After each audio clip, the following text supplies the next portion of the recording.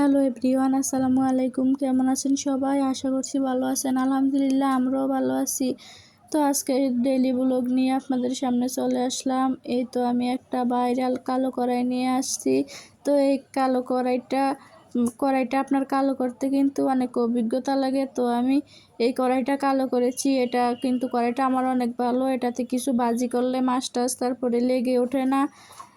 এরপর আমি একে একে সবগুলো কড়াইতে নিয়ে নিচ্ছি। আলু, টমেটো, আলুগুলো একটু মোটা করে কাটছি, যে আমার হাতে একদম সময় ছিল না। রান্নার আগ মুহূর্তে আমি এগুলো করছিলাম তাড়াতাড়ি করে।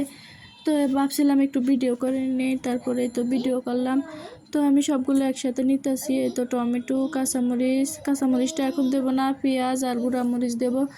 তো আমার ছেলেও কথা বলতেছে আমার সাথে পাশে, শুনতেই পাচ্ছেন কথাগুলো। তো এই তো সবগুলো দিয়ে তারপরে গুঁড়ামরিচগুলো মিক্স করব। এই তো লবণ, হলদি গুঁড়া, মরিচ গুঁড়া, ধনিয়ার গুঁড়া সব একসাথে দিয়ে তারপরে হাতে মাখাবো। হাতে মাখিয়ে রান্না করলে এই তরকারিটা আমার হাজব্যান্ড অনেক পছন্দ করে। ছোটো মাছের তরকারি, আমি অতটা ছোটো মাছ পছন্দ করি না, কিন্তু আমার হাজব্যান্ড এই ছোটো মাছটা অনেক পছন্দ করে। এভাবে হাতে মাখিয়ে রান্না করলে আরও বেশি পছন্দ করে। তো আমি এই ছোটো মাছটা কিন্তু হাতে মাখিয়ে রান্না করি বেশিরভাগই। এই তো আমি একটু জাঁকা করে আর কি মাখা করে দিচ্ছি। তো ভালোভাবে মাখাতে হবে, এটাতে যাতে পানি বের হয়ে আসে। তো এরপরে তো আমার মাখানো হয়ে গেছে, আমি কাঁচামরিচ দিয়ে দিছি। তো 5 মিনিট একটু ডেকে রাখবো। ডেকে রাখলে হচ্ছে কি সবগুলো মশলাটা একটু সবগুলোর ভিতরে যায়। তো এই তোরা চুলাতে বসিয়ে দিয়ে একটু উল্টিয়ে পাল্টিয়ে দেবো। উল্টিয়ে পাল্টিয়ে দিয়ে তারপরে ডেকে দেবো। তো আবার কিছুক্ষণ পরে চলে আসলাম। এই তো আমার এটা একটু পানি ছেড়ে আসছে।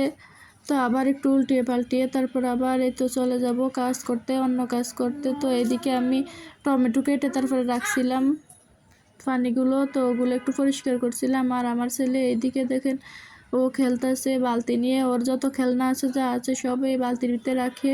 তো ও সব বের করে আবার উঠায় এরকমই করে বালতি নিয়ে। তো এরপরে তো কাজের পর কাজের কোনো শুরু আছে কিন্তু কাজের শেষ নাই। তো সব কাজ একসাথে করতেছি।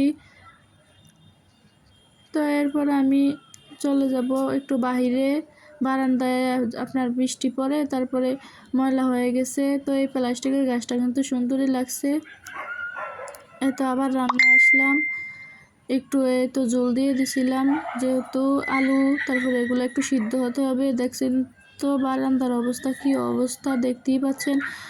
একবারে বৃষ্টি হয়ে সব ময়লা ছিল ভিতরে। তো আরে তো বাহিরে যে বৃষ্টির পানি দেখা যাচ্ছে, যে বাহিরের ভিউটা কিন্তু অনেক সুন্দর। তো আজকের ভিডিওটা এ পর্যন্তই। আল্লাহ হাফেজ সবাইকে, আসসালামু আলাইকুম।